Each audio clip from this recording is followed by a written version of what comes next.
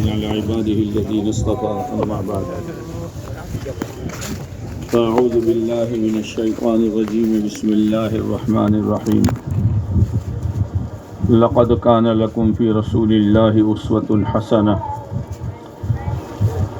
وقال رسول الله صلى الله عليه وسلم لا يؤمن حتى يكون هواه تبعا لما جئت به او کما قال علیہ الصلاۃ والسلام۔ میرے محترم دوست و بزرگوں، اللہ تبارک و تعالیٰ نے انسانوں میں حاجتیں بھر دی ہے۔ صبح آدمی بستر چھوڑتا ہے اور رات کو بستر پر دوبارہ آتا ہے، اس کے درمیان سینکڑوں حاجتیں اس کے سامنے آتی ہے۔ دوائی لینے جانا ہے، سامان لینے جانا ہے، کسی سے ملنے جانا ہے، مختلف حاجتیں اس کے سامنے ہوتی ہیں، کھانے کی، پینے کی، اور حاجتیں پورا کرنے کی اجازت ہے۔ حاجت سے اگر روکا جائے گا تو زندگی تنگ ہو جائے گی۔ یہی حاجتیں جانوروں میں بھی ہیں۔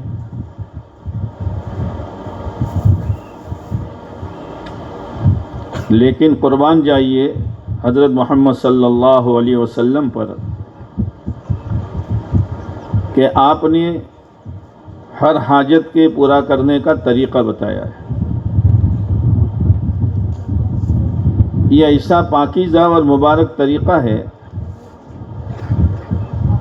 کہ اس طریقے پر حاجت پوری کی گئی تو ایک طرف حاجت پوری ہوگی اور ایک طرف یہ حاجت کا پورا کرنا عمل بنے گا اور عمل سے آخرت بنے گی۔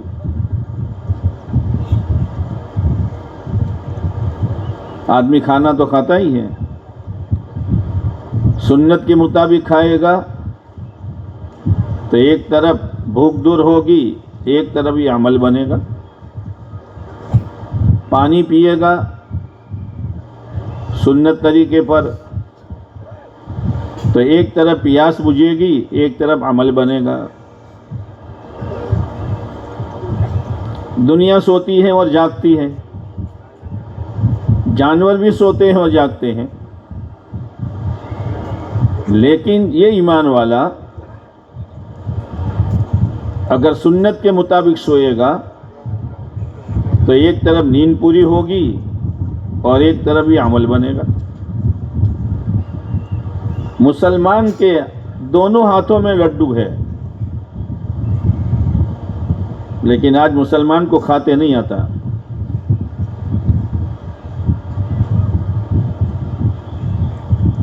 آپ علیہ الصلاۃ والسلام اللہ کی طرف سے زندگی گزارنے کا جو پاکیزہ طریقہ لے کر تشریف لائے ہیں، یہ ایسا طریقہ ہے کہ اس سے دنیا بھی بنتی ہے اور آخرت بھی بنتی ہے، اور ایسا آسان، صاف ستھرا، پاکیزہ طریقہ ہے کہ مالدار، غریب، جوان، بوڑھا، چھوٹا، بڑا، مرد، عورت، دیہاتی، شہری، تاجر، کسان، مزدور، جو بھی اس طریقے پر چلے گا اللہ تعالیٰ اس کی دنیا بھی بنائے گا اور اس کی آخرت بھی بنائے گا۔ اور اصل تو میرے دوستوں آخرت ہے۔ اور اتنا یاد رکھنا، جس کی آخرت بنے گی اسی کی دنیا بنے گی۔ آخرت کو اجاڑ کر دنیا نہیں بن سکتی، جیسے بغیر درخت کے سایہ نہیں مل سکتا۔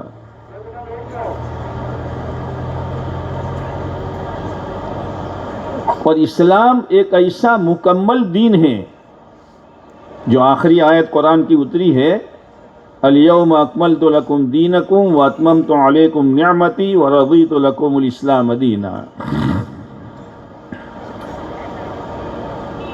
آج تم پر میرا دین مکمل کر دیا، اب اس میں جو ودھارا کرے گا وہ بھی گمراہ ہو جائے گا اور جو کمی کرے گا وہ بھی گمراہ ہو جائے گا. زیادتی اور کمی کی گنجائش نہیں ہے. مکمل دین، کیا مطلب مکمل دین کا؟ زندگی کے ہر موڑ کی رہبری اس میں موجود ہے. موڑ آتے ہیں مختلف، اس میں رہبری موجود ہے.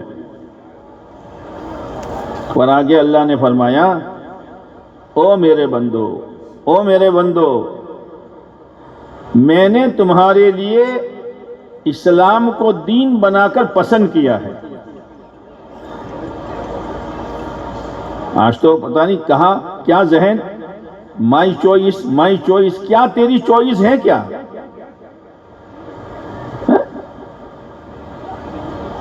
اللہ نے تیرے لیے اسلام کو چوائس کیا ہے. آپ کسی فروٹ والے کے یہاں چلے جاؤ، اگر پہچان والا ہے تو چھانٹ کر اچھے دے گا، اور اگر پہچان نہیں ہے تو گلے سلے بھر دے گا، کچھ اچھے رکھ دے گا.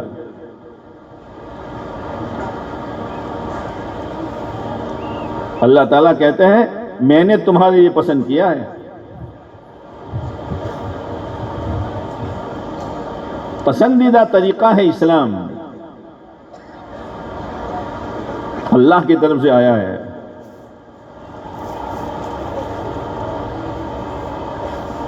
اسی لیے یہ اسلام جو سلامتی لے کر آیا ہے، اسلام کے بغیر سلامتی نہیں ہے. اسی لیے آپ علیہ الصلوۃ والسلام نے عدی بن حاتم سے فرمایا تھا، اسلم تسلم، مسلمان ہو جاؤ، اسلام لے آؤ، سلامتی میں رہو گے. ہماری ہر چیز کی سلامتی اسلام میں ہے.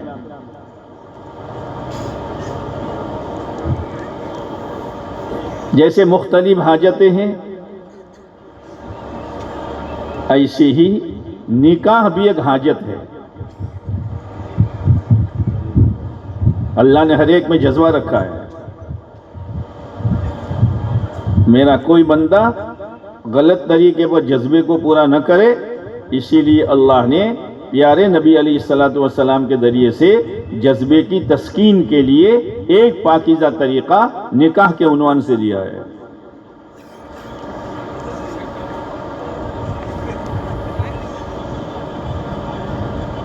نکاح کس کو کہتے ہیں؟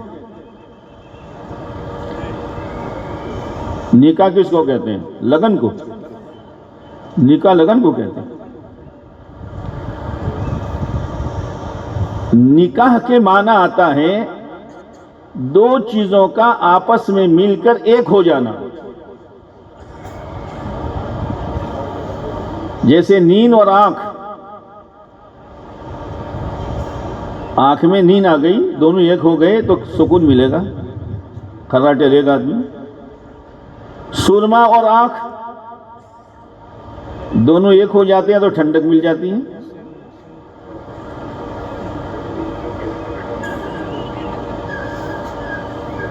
درخت کی دو ڈالیاں آپس میں مل گئی، ایسے تمام ڈالیاں آپس میں مل گئی تو نیچے سایہ آتا ہے، دھوپ دور ہو جاتی ہے. تو میاں اور بیوی آپس میں شریعت کے مطابق مل گئے اور دینداری کے ساتھ ملے اور دینداری کے ساتھ زندگی گزاری تو سب سے پہلے ان کو سکون ملے گا، اور ان کے نیچے جو اولاد تربیت پائے گی ان کو ٹھنڈک ملے گی. یہ نکاح کا مطلب یہ ہے، دو چیزوں کا آپس میں مل کر ایک ہو جانا. اور اللہ تعالیٰ نے نکاح کو اپنی نشانی بتایا ہے. جیسے کہا کہ آسمان میری نشانی ہے، زمین میری نشانی ہے. انسانوں کی چہرہ پٹی کا الگ الگ ہونا یہ بھی اللہ کی نشانی ہے. آوازوں کا الگ الگ ہونا یہ بھی اللہ کی نشانی ہے. اگر سب کی آواز ایک جیسی ہو تو اور سب کے چہرہ پٹی ایک ہو تو کون ادھار لے گیا تھا، کون روکڑا لے گیا تھا؟ ہاں؟ اللہ کی نشانی ہے۔ ایسی اللہ نے کہا تمہارے لیے میں نے ایک جوڑا بنایا ہے، یہ میری نشانی ہے۔ دنیا کی کوئی طاقت آپس میں حلال طریقے سے ایک لڑکے اور لڑکے کو نہیں ملا سکتی۔ یہ تو اللہ کی نشانی ہے اور اللہ کے نام کی برکت ہے کہ اللہ تعالیٰ نے پرائے لڑکے کو پرائی لڑکی کے لیے اور پرائی لڑکی کے لیے پرائے لڑکے کو حلال کر دیا۔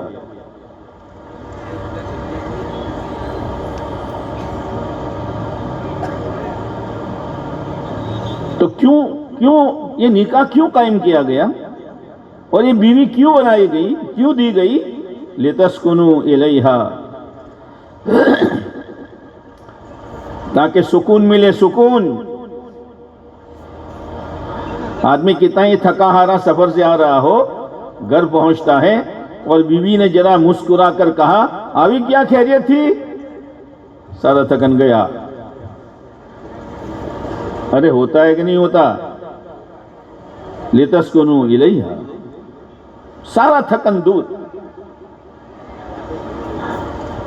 اور آگے فرمایا تمہارے درمیان مودت رکھی اور رحمت رکھی۔ محبت کی ضرورت پڑتی ہے جوانی میں اور خیر خواہی کی ضرورت پڑتی ہے بڑھاپے میں۔ وَجَعَلَ بَيْنَكُمْ مَوَدَّةً وَرَحْمَةً، ایک دوسرے کی خیر خواہی بڑھ جاتی ہے بڑھاپے میں۔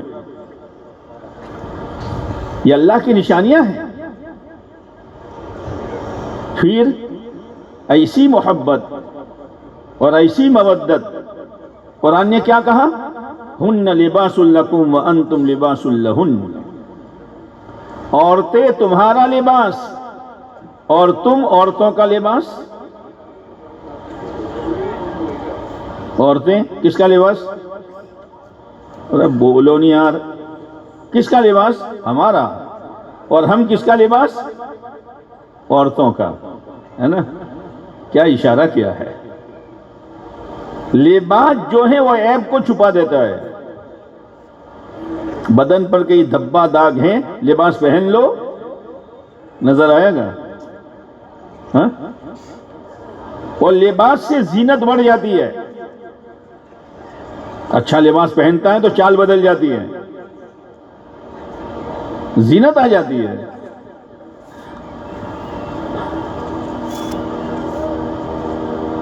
میاں بیوی آپس میں ایسے مل جل کر رہیں کہ ایک دوسرے کے عیب کو چھپا دیں۔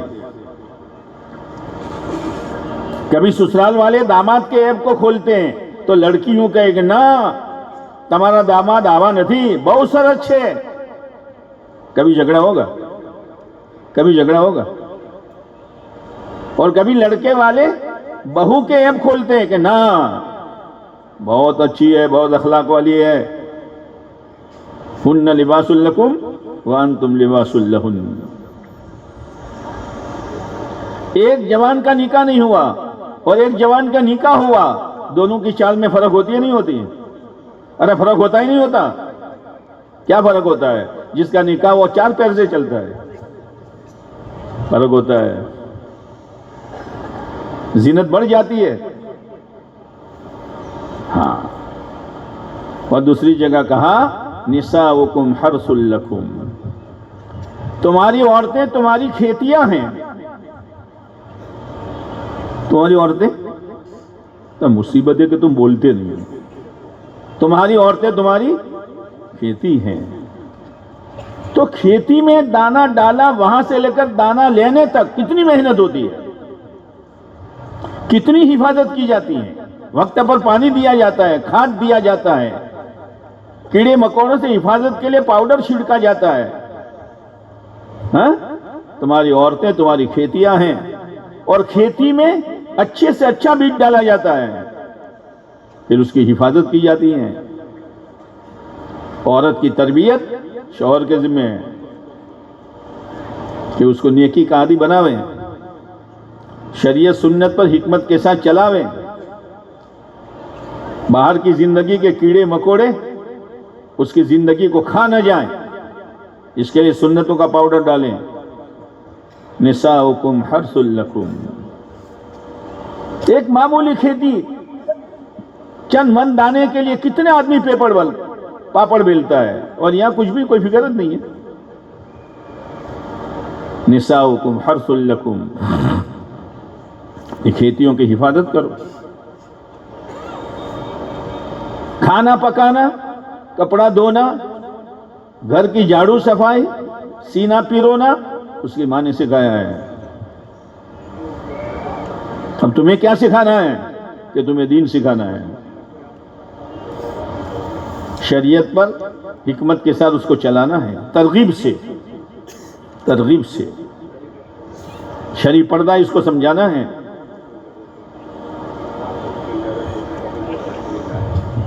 لیکن عام طور سے نکاح میں غفلت ہو جاتی ہے، اسی لیے اللہ کے نبی علیہ الصلوۃ والسلام نے نکاح کے خطبے میں جو 4 آیتوں کا انتخاب کیا ہے، الگ الگ سورتوں کی 4 آیتیں ہیں، الگ الگ، یہ کوئی برکت کے طور پر نہیں ہے۔ اگر برکت کے طور پر ہوتا تو آپ آیت الکرسی پڑھتے، آپ سورہ فاتحہ پڑھتے۔ اس میں ایک مقصد سمجھایا گیا ہے، کر رہے ہو نکاح سے پہلے، نکاح کے وقت اور نکاح کے بعد اللہ سے ڈرنا، اللہ سے ڈرنا۔ 4 دفعہ اللہ سے ڈرایا گیا ان آیتوں میں، اللہ سے ڈرو۔ اللہ سے ڈرو گے تو نکاح کی خوشی میں شریعت پر سے پیر نہیں پھسلے گا۔ نکاح کے بعد ایسی کوئی رسم نہیں ہوگی جو شریعت کے خلاف ہوگی۔ نکاح کے وقت، نکاح سے پہلے اور نکاح کے بعد ایک ماں باپ نے اپنے کلیجے کے ٹکڑے کو تمہارے حوالے کیا ہے، کیا کرو گے؟ ظلم کرو گے، زیادتی کرو گے، اس کو پریشان کرو گے؟ وہاں کوئی نگرانی کرنے والا نہیں ہے۔ ان اللہ کان علیکم رقیبا، اللہ براہ راست تمہاری نگرانی کر رہا ہے۔ بیوی تمہاری ہے، بندی اللہ کی ہے۔ وعاشروہن بالمعروف، میری بندیوں کے ساتھ بھلائی کا معاملہ کرنا، یہ تو میرے نام کی وجہ سے حلال ہوئی ہے۔ وعاشروہن بالمعروف، ان کے ساتھ بھلائی کا معاملہ کرنا، بندی اللہ کی ہے۔ اور ایک جگہ پر آپ علیہ السلام نے فرمایا، میری امت میں سے عورتوں کا طبقہ دین کے اعتبار سے بھی ادھورا ہے اور عقل کے اعتبار سے بھی ادھورا ہے، ناقص العقل ہے، ناقصات العقل ہے۔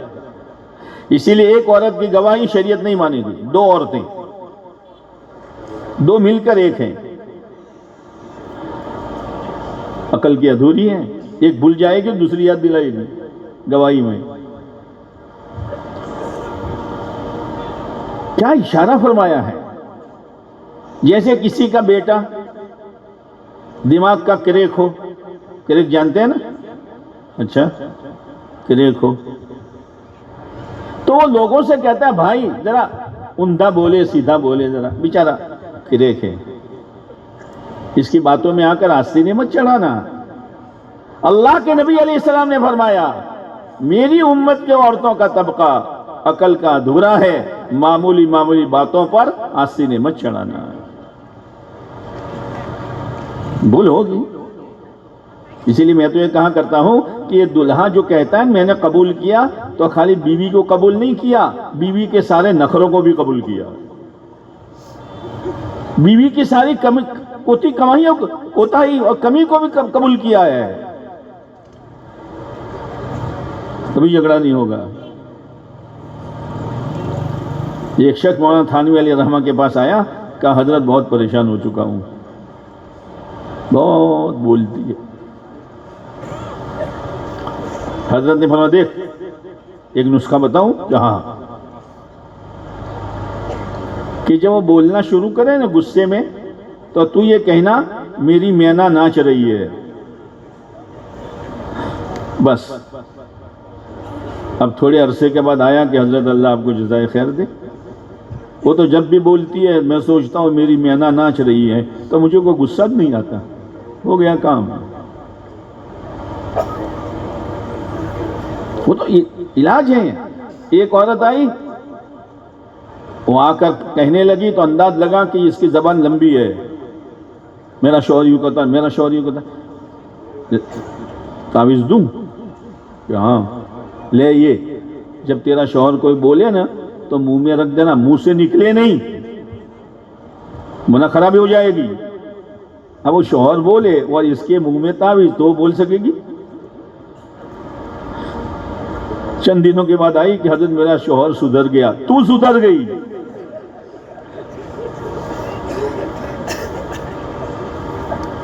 میرے بھائیوں جہاں نکاح ایک حاجت اور ضرورت ہے وہاں نکاح عبادت ہے. اسی لیے فرمایا نکاح کا اعلان کرو وَجَعَلُوهُ فِي الْمَسَاجِدِ اور نکاح مسجدوں میں کرو. عبادت ہے. نماز عبادت، روزہ عبادت، حج عبادت، زکوٰۃ عبادت. پوری دنیا کے مسلمانوں کے لیے ان چاروں عبادتوں کا طریقہ الگ الگ ہے کہ ایک ہے؟ بولو ایک ہے. پھر نکاح کے طریقے الگ الگ کیوں ہو گئے؟ یہ شیخ کا نکاح، یہ پٹھان کا نکاح، یہ منصوری کا نکاح، یہ میمن کا نکاح، یہ مومن کا نکاح، یہ کہاں سے آیا؟ اس لیے کہ ہم نے نکاح کو عبادت نہیں سمجھا ہے. اگر عبادت سمجھتے تو سب کا طریقہ ایک ہوتا. قومی بنا دیا قومی. اس لیے نکاح آج مصیبت بن گیا ہے. نکاح مصیبت بن گیا ہے. پریشان. تو تم شریعت کو چھوڑ کر سنت کو چھوڑ کر چلو گے تو پریشان ہو جاؤ گے. ہر انسان کے ہاتھ یوں لٹکتے رہتے ہیں. ہم تو تک نہ مجھتا ہوں. ہر انسان کے ہاتھ یوں لٹکتے ہیں نا. کبھی دکھنے آیا کوئی اپنی ہوشیاری میں کہ تو دنیا لٹکاتی ہے اپنے تو مولوی صاحب یوں چلیں گے 15 منٹ میں طے ہو جائے گی. مول صاحب پر سیدھا رہے نہیں یار.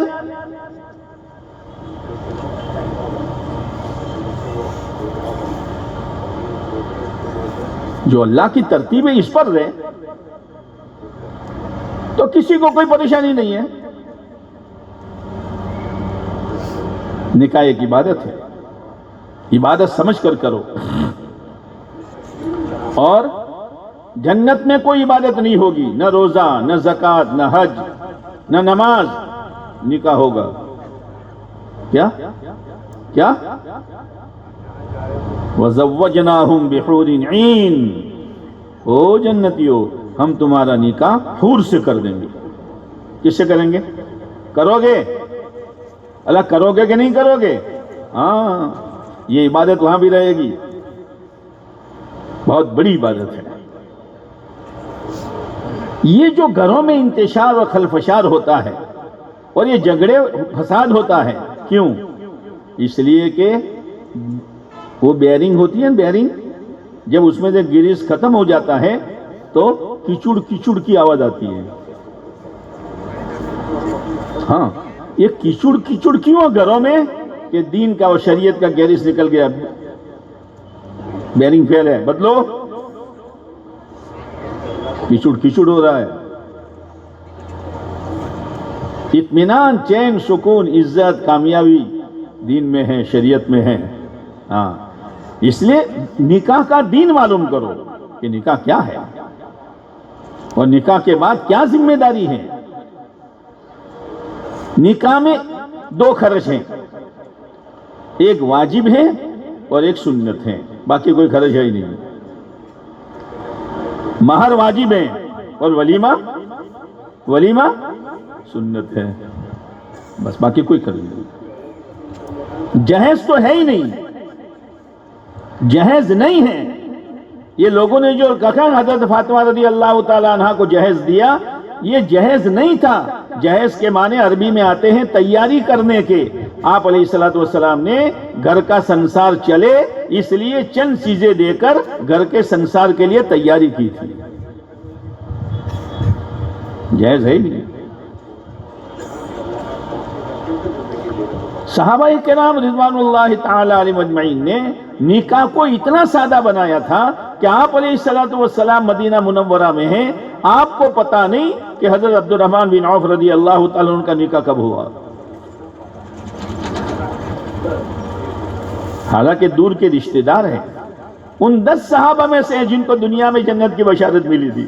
نہیں، یہ تو ایک دن آپ نے دیکھا کہ عبد الرحمن کے کپڑوں پر زردی ہے، کچھ رنگ لگا ہوا ہے.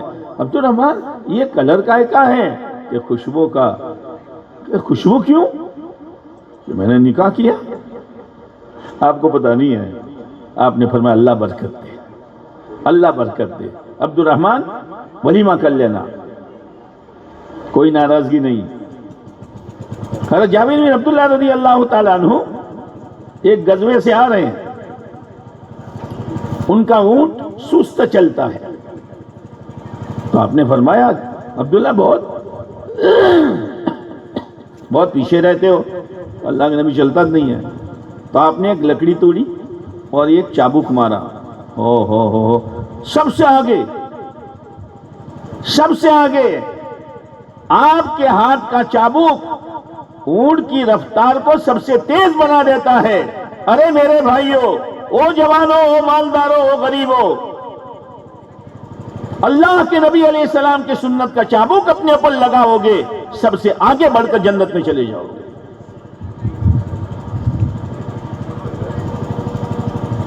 ہاں،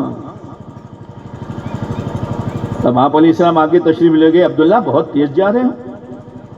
اللہ کے نبی آپ کی چھڑی کی برکت ہے. کہا یہ اونٹ میرے ہاتھ بیچو گے؟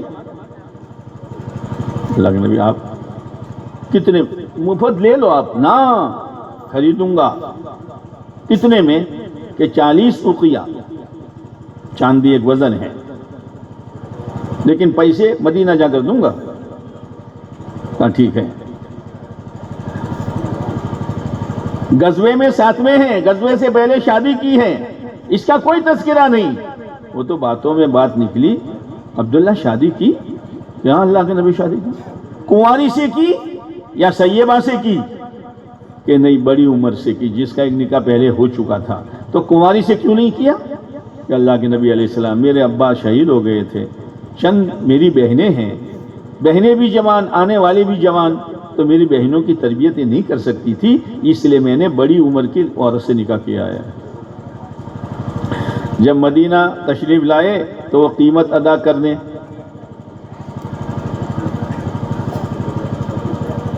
تو آپ نے فرمایا عبداللہ اونٹ بھی لے لو اور قیمت بھی لے لو. تعاون کیا، مدد کی.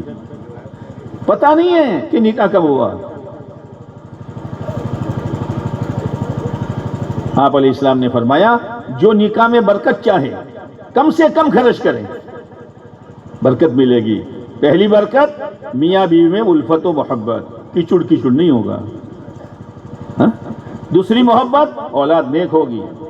تیسری محبت روزی میں برکت ہوگی. برکت نکاح کی برکت ظاہر ہوگی. سنت کے مطابق چلو. آپ نے تو یہ فرمایا کہ نکاح کا پیغام کہاں بھیجو گے؟ کہاں بھیجو گے؟ مال دیکھ کر نہیں، عہدہ دیکھ کر نہیں، بڑھتر گڑتر دیکھ کر نہیں، روپ اور خوبصورتی دیکھ کر نہیں. اسی لیے عبداللہ بن مبارک رحمۃ اللہ علیہ کے والد صاحب مبارک ایک آدمی کے باغ میں مالی پناہ کرتے تھے. انار کا باغ تھا، مالی جاتا ہی نہیں تھا. چند سالوں کے بعد مالک گیا کہا مبارک ایک انار کھلاؤ لیکن میٹھا لانا. میٹھا. اب وہ لائے تو کھٹا، دوسرا لاؤ وہ بھی کھٹا، تیسرا لاؤ وہ بھی کھٹا۔ ارے مبارک کیا کرتے ہو، تمہیں پتہ نہیں کون سے درخت کا میٹھا کس کا کھٹا؟ کہ حضور کھٹا اور میٹھا کا تعلق زبان سے ہے، اور میں نے آج تک تمہارے باغ کا ایک دانہ نہیں چکھا ہے، تم آؤ کہ نہ ہو، میرا اللہ دیکھ رہا ہے۔ اب وہ گھر گیا تو عورت نے کہا پھرتے رہتے ہو، لڑکی جوان ہو گئی ہے، کہیں رشتہ کرو۔ تو انہوں نے دیکھا کہ مبارک سے بڑھ کر کون امانت دار اور کون تقوی والا، نوکر ہے گھر کا، اپنی بیٹی کا نکاح اس کے ساتھ کر دیا۔ ہاں اللہ تعالیٰ نے ایک لڑکا پیدا کیا، عبداللہ بن مبارک، جو حدیث میں امیر المومنین ہیں۔ حضرت جی رحمت اللہ نے ایک بار فرمایا کہ عبداللہ بن مبارک اپنے شاگردوں کو حدیث پڑھا رہے تھے، تو پہلے زمانے میں تو لکڑی کا قلم اور کھڑیا ہوتا تھا، تو جب مجلس پوری ہوئی تو 90,000 کھڑیے پڑے ہوئے تھے، یعنی اتنا بڑا مجمع تھا۔ جب ماں باپ نیک ہوتے ہیں، نکاح کی بنیاد نیکی پر ہوتی ہے، تو اللہ تعالیٰ اولاد نیک بناتا ہے۔ سعید بن مسیب رحمۃ اللہ علیہ، ان کا ایک شاگرد تھا عبداللہ، چند دنوں تک پڑھنے نہیں آئے، تیسرے چوتھے دن آئے کہ عبداللہ کہاں تھے تم؟ کہ حضرت میری بیوی کا انتقال ہو گیا تھا، اس لیے لوگ تعزیت کے لیے آتے رہتے تھے، تو میں اسی میں الجھا ہوا تھا۔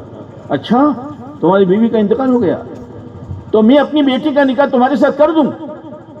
شاگرد کے ساتھ۔ حالانکہ سعید بن مسیب رحمۃ اللہ علیہ کی بیوی کے لیے پیغام بھیجا تھا عبد الملک بن مروان نے اپنے بیٹے ولید کے لیے، بادشاہ کا گھر کا پیغام ٹھکرا دیا، بہت کہا لیکن نہیں مانے، نہیں تمہارے گھر میں میری بیٹی نہیں آئے گی، تمہاری حویلی تمہیں مبارک، تمہاری سلطنت تمہیں مبارک۔ اس کی پاداش میں سردیوں میں سعید بن مسیب رحمۃ اللہ علیہ کو 200 کوڑے لگوائے تھے اور ٹھنڈا پانی بدن پر ڈالا تھا، لیکن اپنی بیٹی کو وہاں والے نہیں کیا۔ ہاں رشتہ نیک جگہ کیا کرو، تو نکاح سے پہلے بھی اللہ سے ڈرو، نکاح کے وقت بھی اللہ سے ڈرو، نکاح کے بعد بھی اللہ سے ڈرو، کوئی دیکھے نہ دیکھے، ان اللہ کان علیکم رقیبا۔ اس لیے ان 4 آیتوں کا انتخاب کیا ہے، 4 مرتبہ ڈرنا اللہ سے ڈرنا، اللہ سے ڈرنا، اللہ سے ڈرنا۔ خوشی کا موقع خدا نے تم کو دیا ہے، تمہارے رشتے آپس میں خدا نے کروائے ہیں، لیکن اتنا یاد رکھنا، یہ رشتوں کی وجہ سے یہ رشتہ نیا ہوا تو پرانے رشتوں کو بھول مت جانا، ماں کون، باپ کون، بھائی کون، بہن کون، مائی وائف، ماں وائف، کیا مائی وائف کر رہا تو بہن کہاں گئی؟ اس میں دوسرا اشارہ ہے کہ جیسے باپ اور بیٹی کا نکاح ہو سکتا ہے، بولو نا، نہیں ہو سکتا نا، لڑکے اور ماں کا نکاح ہو سکتا ہے، نکاح کے بعد داماد اور ساس کا نکاح ہو سکتا ہے، بہو اور خسر کا نکاح ہو سکتا ہے۔ اس میں یہ اشارہ ہے، جیسے وہ 2 ماں باپ، یہ 2 ماں باپ، احترام کرنا، خیال رکھنا۔ واتقوا اللہ الذی تساءلون بہ والارحام ان اللہ کان علیکم رقیبا۔ اس لیے میرے بھائیوں، سنت شریعت کو سامنے رکھو، اور سنت و شریعت پر چلنے کی طاقت اور جذبہ پیدا ہو، اس کے لیے اللہ نے یہ محنت دی ہے۔ جتنا آدمی قربانی کے ساتھ چلتا ہے، اللہ تعالیٰ سماج کے خلاف، ماحول کے خلاف، برادری کے خلاف، اپنے جذبات کے خلاف، اللہ اس کے لیے شریعت سنت پر چلنا آسان کر دیتا ہے۔ اس لیے نیت کرو کہ انشاءاللہ یہ جو محنت ہے اس کو موت تک کرتے رہا کریں گے۔ تمہارے انشاءاللہ میں کرنٹ نہیں ہے، زور سے بولو، اللہ آسان فرما دے۔ الحمد لله نحمده ونستعينه ونستغفره ونؤمن به ونتوكل عليه ونعوذ بالله من شرور أنفسنا ومن سيئات أعمالنا من يهده الله فلا مضل له ومن يضلله فلا هادي له ونشهد أن لا إله إلا الله وحده لا شريك له ونشهد أن سيدنا ونبينا وشفيعنا وحبيبنا ومولانا وأولانا محمدا عبده ورسوله صلی اللہ علیہ وعلا آلہ وسلم تسلیما کثیرا کثیرا اما بعد فاعوذ باللہ من الشیطان الرجیم بسم اللہ الرحمن الرحیم یا ایہا الناس اتقوا ربکم الذی خلقکم من نفس واحدہ وخلق منها زوجها وبث منهما رجالا كثيرا ونساء واتقوا الله الذي تساءلون به والأرحام إن الله كان عليكم رقيبا وقال الله تبارك وتعالى يا أيها الذين آمنوا اتقوا الله حق تقاته ولا تموتن إلا وأنتم مسلمون وقال الله تبارك وتعالى يا أيها الذين آمنوا اتقوا الله وقولوا قولا سديدا يصلح لكم أعمالكم ويغفر لكم ذنوبكم ومن يطع الله ورسوله فقد فاز فوزا عظيما وقال النبي صلى الله عليه وسلم النكاح من سنتي وفي رواية فمن رغب عن سنتي فليس مني أو كما قال عليه الصلاة والسلام.